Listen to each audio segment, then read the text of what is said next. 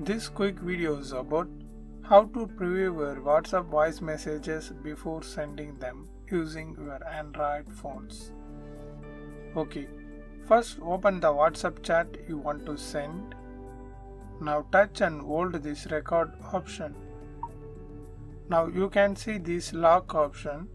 Just move your finger towards that. Now speak the message you want to send. Hi, you are watching Daily Doubts YouTube channel. Once you've done your recording, then click this pause option. Now here you can preview your voice messages like this.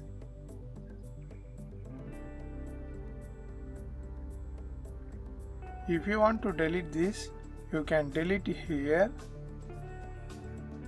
or if it's okay, then tap send.